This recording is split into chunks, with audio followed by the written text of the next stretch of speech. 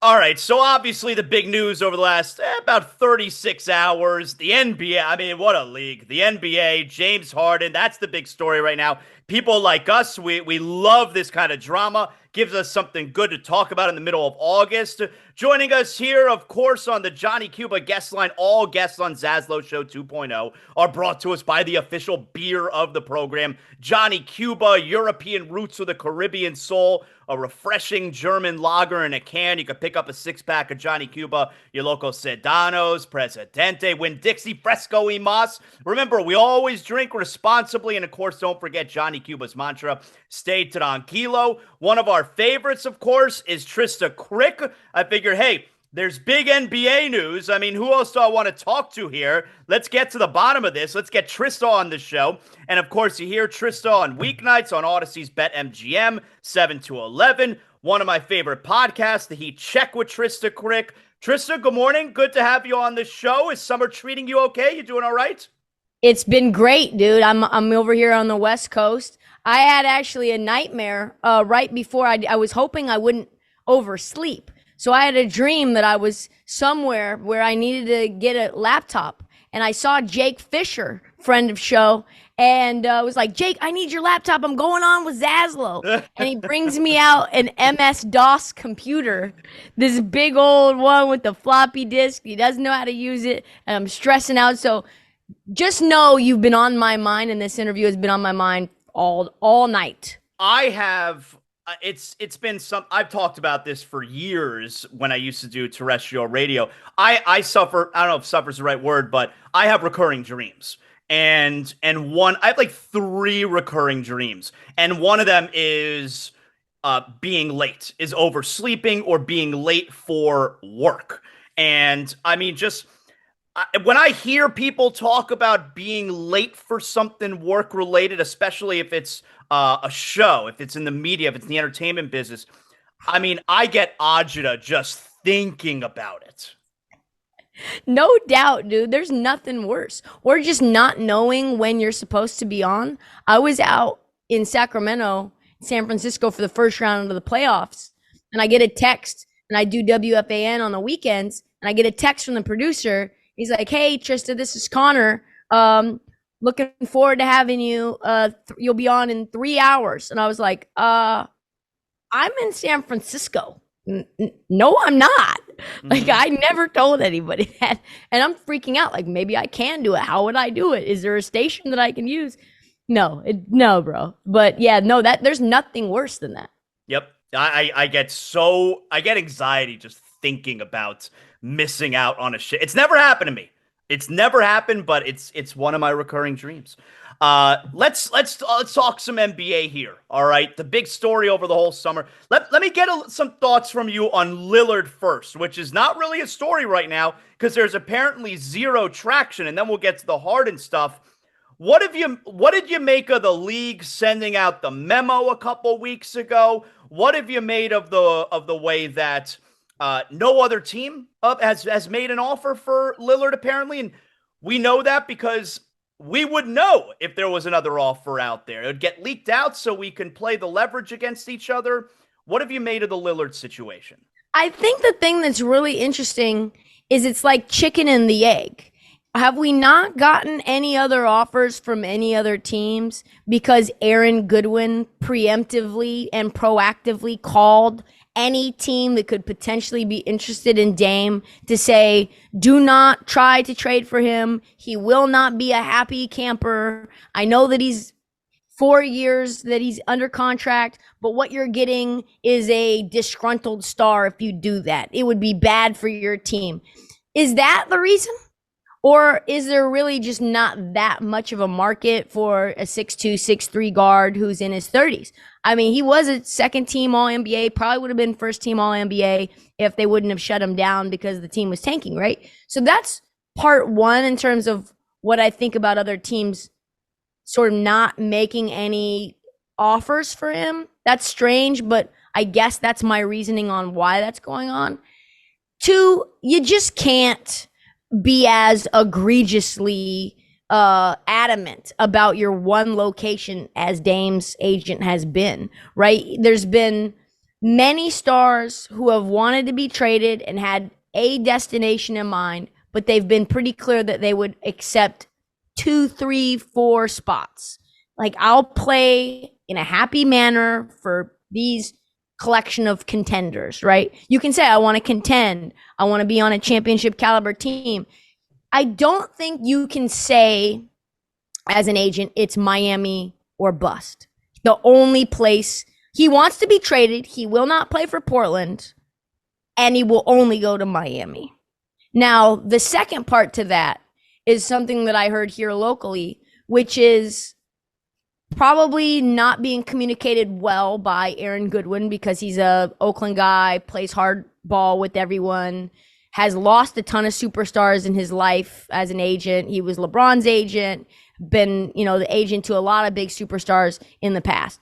But that Dame, in his heart, really doesn't want to go, right? It's a great situation in terms of like Portland, Westland. He's got a massive compound that he's in the middle of building right now that has a roller skating rink and has a like Dame court that has the proper arc for where the ceiling is for his shot. And he's got all of his family there. I think like 30 people that live on property that you'd have to have move. He's probably not moving from Portland and the Portland area in reality and where his home base is ever. So from what I hear, in his mind, it's like the only reason that he is Miami or bust is because it's the only place that really will pull him away, because it's so hard to leave here, which makes the whole situation, in my mind, more sad than something that you feel really mad about. You're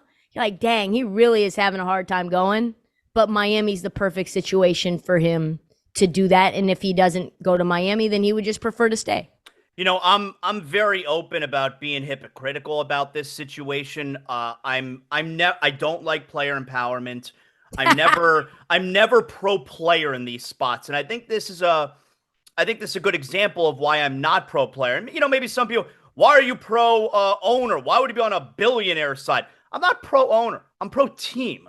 If you want to call it pro owner, that's fine, but I'm pro team. And I think that this is a great example of that, because if you're in Portland and you're a Portland girl, if you're in Portland, you love Damian Lillard while he's on your team. And now when he's doing what's best for him, which is fine, do what's best for you. But now when he's doing what's best for him, that is no longer going to help your team. What's best for him is he has decided to single out Miami. And whatever you think about the supposed offer that the Heat are making, whether you think it's okay, whether you don't think it's okay, the fact that he has singled out just Miami is hurting your team. You're not going to be able to get as much for him as you would like. And this is an example of why I can love Damian Lillard while he's playing for my team. But when now in his best interest is leaving the Blazers, he's hurting my team. So I'm not pro player. I'm pro team no matter what. I wonder, are there Blazer fans who are angry with the way Lillard has handled this situation? Because I would be angry. Yeah, I think there are. Yeah, I think it's gotten very ugly here. Honestly, I think a lot of people have taken, especially in the early time where Aaron Goodwin was very, very vocal and the news had just broken, and it was Miami and only Miami and all the Aaron Goodwin stuff had come out. It was like, well, why would you screw us out the door? Mm-hmm. Why would you make it so hard for us to get you to Miami if you really want to get to Miami? And that's why I'll never be pro player. I'm pro team. So, yeah, I think Dame was, from what I understand, Dame was shocked at how quickly the fan base has gotten upset with him. Well, he sent out that tweet early on, remember? Yes, where he was like, I don't really get it, or what, and you can see that he's really struggling. And from what I hear, that's taking a mental toll as well. But yeah, the fan base is pissed. There's this contingent of the fan base that's very mad at Joe Cronin, the current GM. But Joe Cronin's been there for 20 years. He's spent his entire career with the Portland Trailblazers. Damian Lillard thinks of Joe Cronin, from what I gather and what I've heard from people internally and externally, he thinks Joe Cronin like a brother. He has no ill feelings towards the organization. He just wants to, I guess, win. But nowhere else but Miami does he want to win. So yeah, the fan base is very upset because respectfully, Tyler Hero is just not a player that this team needs or wants. And we've already had guards that don't play great defense before that are slightly undersized. The fan base doesn't really want another one of them. Is he with the Blazers once training camp opens? Yes. I think there's a realistic chance Damian Lillard spends his entire career in Portland. Wow. Okay. Yeah. All right. Yeah. I talked to some people on the team that worked for the team that said, I would not be shocked, and I don't think you should be shocked. The longer this goes, the more he's like, pulls a 180 and just keeps it moving. Wow. All right. Let's move on to the big news of the last 36 hours, and that being James Harden. What is the most surprising part about what has happened here? Because, I mean, Daryl Morey has said in the past, I don't know if it's verbatim, but something to the effect of, he owes his entire career to James Harden. And now this has clearly become very personal. That's why when you're James Harden and you get in front of people in China, which is not a coincidence, by the way, with the whole Morey China thing, and you get in front of the people in China and you call Daryl Morey a liar, not once but twice to make sure everybody hears it, and everybody takes their phones out and hits that record button and then puts it out there that Daryl Morey's a liar. It's pretty shocking that the two of them, who have had a great relationship, that it's gotten so personal, where Harden is throwing personal jabs out there, which, by the way, Trysta, I'm pretty certain Daryl Morey did lie to James Harden. He likely lied to him a couple times. So give me some thoughts there. What's been most surprising? Yeah, Daryl Morey has a oil painting or something of James Harden in the entryway of his home, like a massive one. So he calls him basketball Jesus, or used to. He was, stomping for him to win MVPs when other players were winning them. So yeah, Daryl Morey for sure has been James Harden's biggest stan for as long as we can remember, and as long as he was probably even on the OKC Thunder, right? But Daryl Morey is a survivalist. In my opinion, that's kind of what the gist of this is.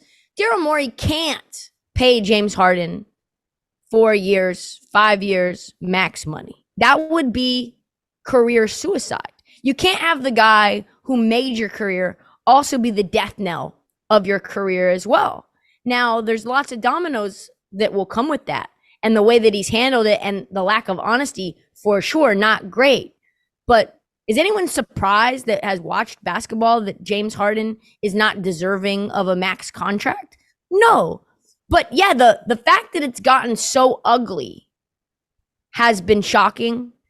And the lies that James Harden is saying that Daryl Morey has told him has got to just be like, hey, sign this 1-and-1. Next year we'll take care of you. Take a player friendly deal, and don't exercise your option, and then we'll max you at next year. And then he fell off of a cliff, and so things change. But now what happens with Joel Embiid, right? He removes Philadelphia from his location on Twitter this morning. God, I hate that stuff. I hate. And look, I'm not trying to feel bad for the Philly fan, Trysta, okay? Obviously. But that stuff sucks when you're a fan. And now I don't know what that's like, because the Heat are like the only organization that never have to deal with that kind of shit. Like, they always have their shit in order, But I hate when the fan base he doesn't want to play for us anymore. That sucks. It does. And you're like, what does it mean? The anxiety that builds up. Could we lose James Harden and Joel Embiid in a single offseason? Where are we from there? What are we? Are we just Tyrese Maxey and Tobias Harris and Paul Reed? That's really what we are? That's horrible. We went from a contender. We thought that James Harden and Joel Embiid were the perfect lock and key, to now we have neither one of them. I don't know where James Harden could even go, though. That's the question that I have, is you're probably going to lose him for nothing. But the Clippers, I don't even think want him unless they got him for pretty much free buyout market type stuff. Right, right. It is funny though, and I've made this point before where, when players talking about player empowerment, when players switch teams, it's business. It's a business. And when on the other side, when Daryl Morey is treating it like a business where, yeah, I may have told you I was going to give you max, but your performance is not there anymore. So it's just business. But then it's very personal to the player. When the player wants to move on, it's business. But when they don't get what they want from the team, very personal, Trysta. Yeah, and I think that's probably how the opposite is true too for businesses and for companies. When someone jettisons off and they want to go, like when Kevin Durant wanted to leave Brooklyn or wanted to leave OKC, when he left OKC and gave them no sign he was going to leave, and they lost a franchise player for absolutely zero, I am sure to Sam Presti that felt personal.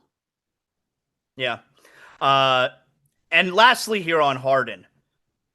So does the Heat fan, you believe, have a right to be upset that a memo comes out about the Lillard situation, but James Harden every year is demanding trades?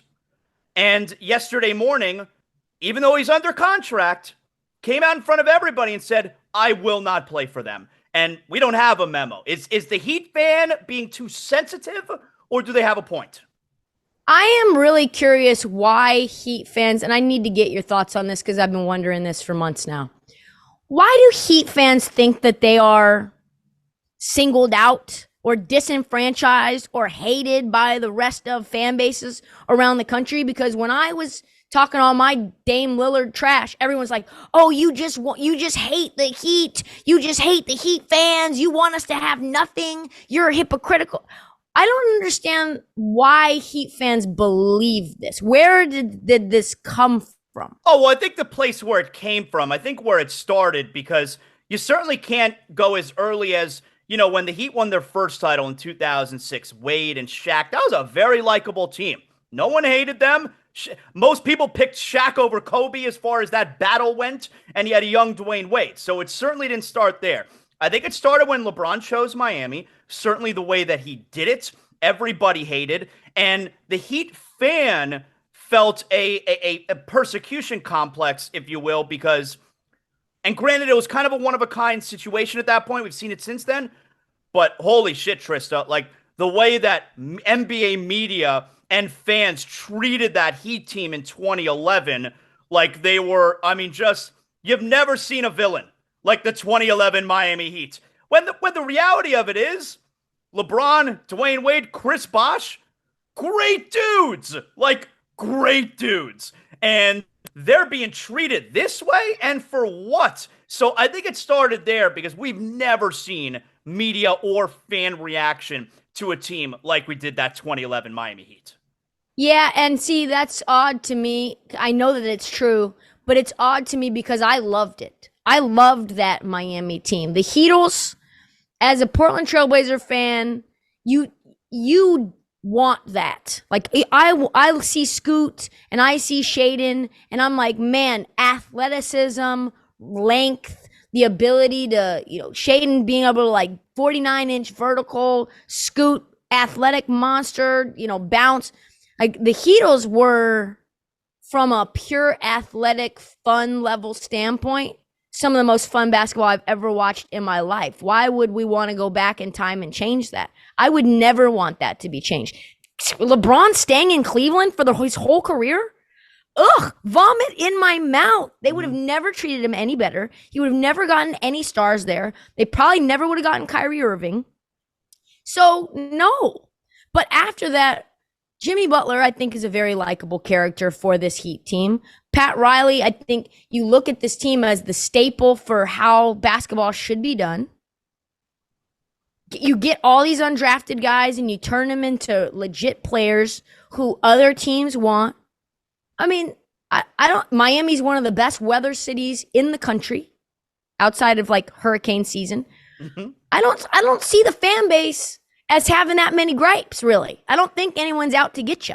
I certainly don't think the league is out to get the Heat. I think, if anything, the league would love for Damian Lillard to land in Miami. High-profile city, and to get to watch Damian Lillard potentially, maybe a conference finals, maybe an NBA finals, like, that's great for the league. I don't think there's any type of I don't think there's any bias from a league perspective.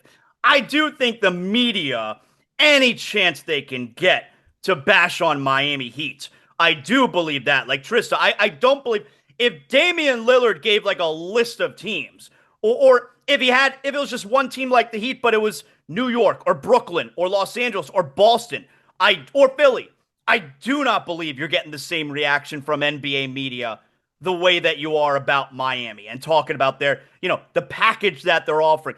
Trysta, I understand you're saying that the Blazers don't have use for Tyler Hero because they have their young guards there, but you would think Tyler Hero's a bum the way that people are talking about him.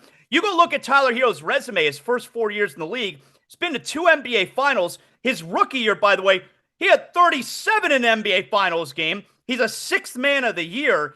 His resume is fantastic for first 4 years in the league. You would think that he's a bum the way people talk about him. Yeah, what was Lebatard? He said the only difference between Tyrese Maxey and Tyler Hero is that Tyler Hero is white. It's funny that you bring that up, okay? Because that was Lebatard quoting what someone told him. And it got aggregated as Dan. And look, that's his thing. He loves talking about race. It got aggregated that Dan is the one saying it when he was quoting what someone within the Heat organization told him. Oh, yeah. Yes. Yeah. But those are comparable players in Heat fans and Heat media's minds. I don't know if that's true. I would probably say the biggest difference is the contract, right? When you can get a guy on a rookie scale deal, that's immeasurably more valuable to a team than someone who's already locked up for $27-28 million a year. That's really the main difference between them. Isn't that deal great? Like, he's making like $27 million a year, Tyler Hero, and I look at Fred VanVleet, who just signed for like $42 million a year. Wouldn't you rather Hero at 27? That's the worst contract in the league, though, Fred VanVleet. Okay. Like, Fred VanVleet might be, that's stealing. That was stealing. I don't even know what that decision making was. We need a point guard that's stable. We need to be flashy. He's a Ime Udoka type of a guy. But like, Fred VanVleet's breaking down. I don't even know if Fred VanVleet is worth 2/3 of that contract. It's just, it's weird. Like, and I feel bad. Look, I'd make a terrible general manager because I'm too attached to my guys. I'm too emotional, And I want the Heat to get the good players without giving up any of our guys. I'm too emotional. And I feel bad for Tyler because, now he shouldn't be insulted because the only time that he's being dangled out there has been here for Damian Lillard and for Kevin Durant. Like, these are all-time players that the Heat are willing to trade you for. But I do feel bad because, it's his life and he doesn't know where he's going to live next year. That part kind of sucks. It's not under his control. And also, like I said, his resume is pretty awesome through 4 years. And the way that he's spoken about, it's like he sucks. I feel bad for him. Yeah, if I'm Tyler Hero, I'm a little bit salty about that. But like, to me, it's, if Tyler Hero is this ultra, it's on one end, there's a fan base and a group of people being like, he's a bum. And then there's another group that's like, oh no, Tyler Hero is the gold standard of a trade. And it's like, he's worth multiple firsts. It's like, so get him for us. If he's worth multiple first-round picks, then you do the work. Well, do you believe that Joe Cronin and the Blazers, do you believe when we hear that they haven't even had conversations? I don't believe that.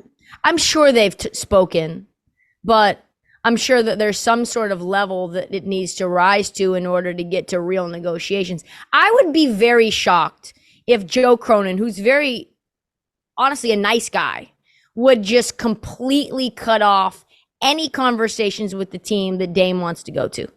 I would be stunned if that was the case and that it was always that way.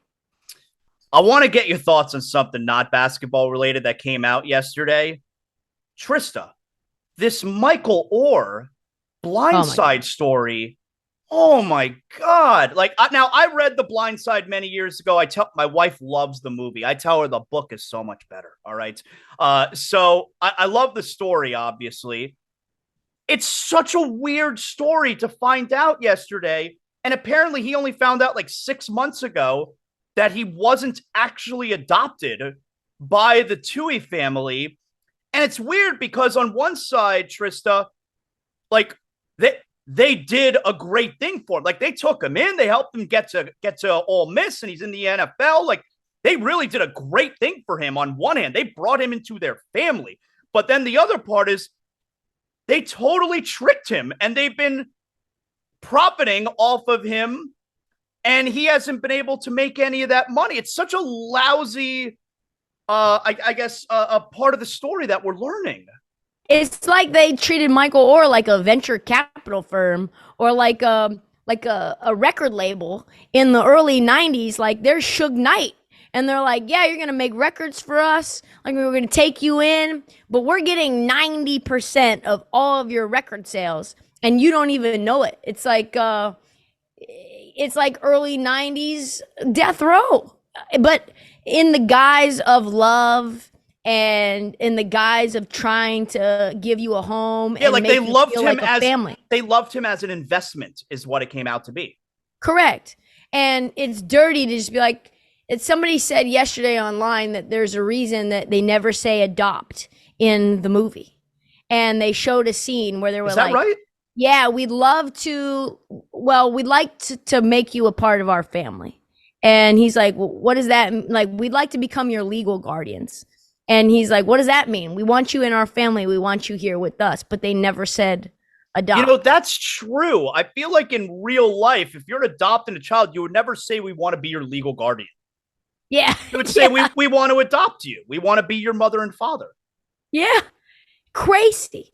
I don't understand how it's just now coming out. He must have been like, where's my money? Well, he said he just learned. It was February of 23. So 6 months ago, he just learned that that he was never adopted, that he's not actually part of their family. And they came out and they made a statement as well. Statement didn't make any sense. It's so lousy. I hate this story.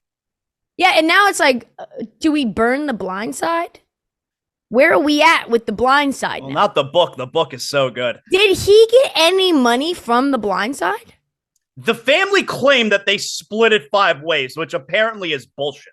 I mean, we'll find out for sure through documents that this is actually going to go to court. But man, what a stain on this family that it was such a great story. I mean, Sandra Bullock, is she going to give back the Oscar? That's what I'm saying. Sandra Bullock, now you look at her and you're like, that performance now is tainted. I don't know if I look at her the same way. I mean, everybody loves Sandy Bullock, but I don't know if I look at her the same way now. She may have to denounce it. She may have to denounce the performance. I think I need a Twitter statement from Sandra Bullock on this. She may have to denounce it. I am no longer a Tui. Lastly here, Trysta, what are you watching these days? Have you finished Netflix, or are you watching any shows? Oh, yeah. So I started watching and I finished 2 seasons of The Good Omens. Great.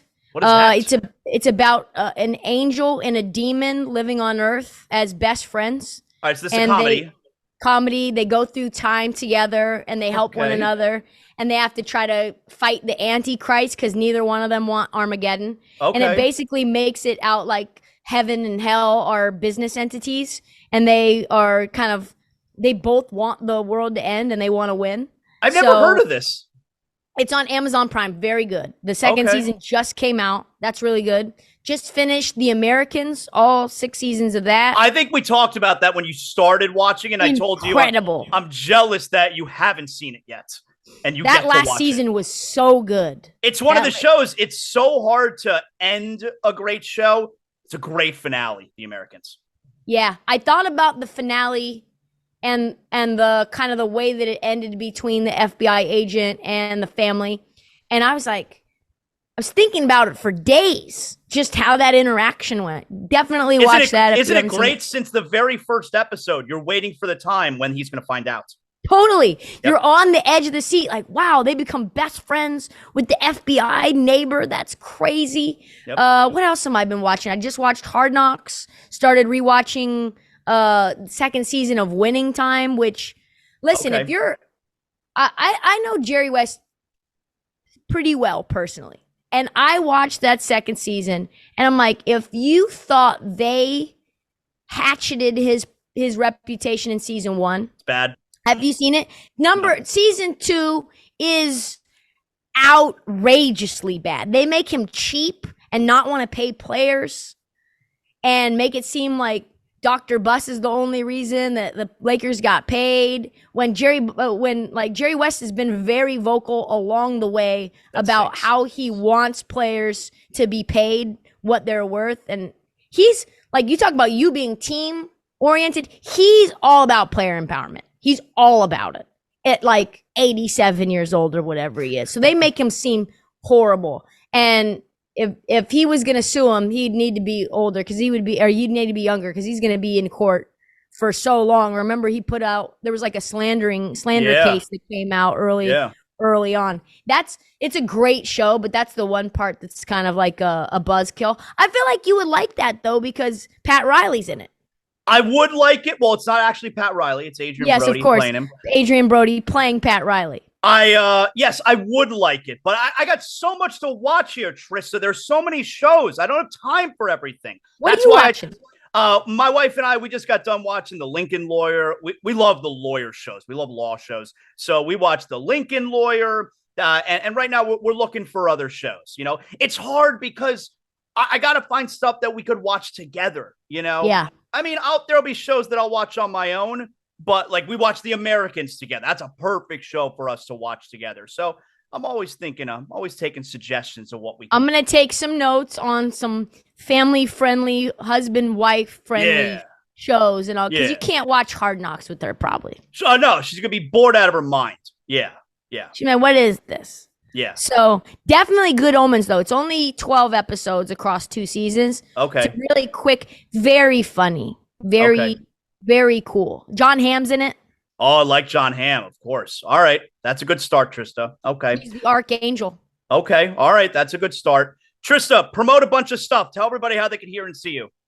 Find me on the Heat Check, wherever you get your podcasts. Episodes come out regularly twice a week. Usually it's on Tuesday and Fridays. Talk about the NBA. We like to make fun of all the crazy stories that you hear. Find me on TikTok at This Heat Check, Instagram at Trysta_Krick, Trysta with a Y, Twitter, same deal. And then BetMGM Tonight airs Monday through Friday. It's a betting show if you like sports betting, live betting show, 7 to 11 Eastern. And then if you live in New York or like New York sports, WFAN, usually Sundays after Yankee games.